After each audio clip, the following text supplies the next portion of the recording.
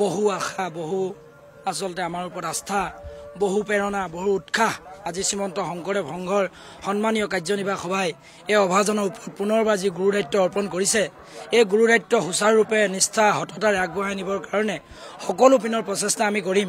কিন্তু এটা কথা মই খুব ভয় খাইছোঁ যে অসমৰ যিটো সমাজ ব্যৱস্থা চাৰিওপিনে এচাম যুৱক যুৱতী আচলতে যি ধৰণৰ পৰিৱেশ ৰচনা কৰিছে বা এনেধৰণৰ কিছুমান পৰিৱেশত আমাৰ অভিভাৱকসকল আশংকাত ভুগিছে, এই চাম যুৱক যুৱতীক সঠিক পথেৰে আমি লৈ যাবৰ কাৰণে শ্ৰীমন্ত শংকৰদেৱ সংঘৰ যুৱ সংগঠনটোৱে আমি অনাগত ভৱিষ্যতৰ দিনত বিশেষভাৱে আগবাঢ়ি যাব লাগিব। আমাৰ যুৱক যুৱতীসকলক লৈ যে কেৱল সমাজ সুন্দৰ কৰিব পাৰিম এনে নহয়, সমগ্ৰ অসমীয়া জাতিটোক, সমগ্ৰ অসমীয়া সমাজখনক আমি ৰক্ষা কৰিবৰ কাৰণে যি গুৰু দায়িত্ব, এই গুৰু দায়িত্ব বহন কৰিবৰ কাৰণে আমি নৈতিকভাৱে আগবাঢ়ি আহিব লাগিব।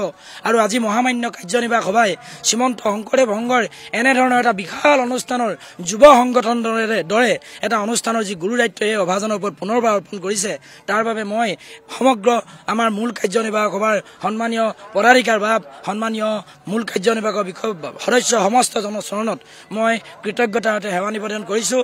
আশা কৰিম অনাগত ভৱিষ্যতৰ দিনত জাতীয় জীৱনত আহিব পৰা প্ৰতিটো দিশত যাতে কেন্দ্ৰীয় সেৱা বাহিনীয়ে সঠিক পথেৰে যাতে আগবাঢ়ি যাব পাৰোঁ তাকে আশা কৰিছোঁ।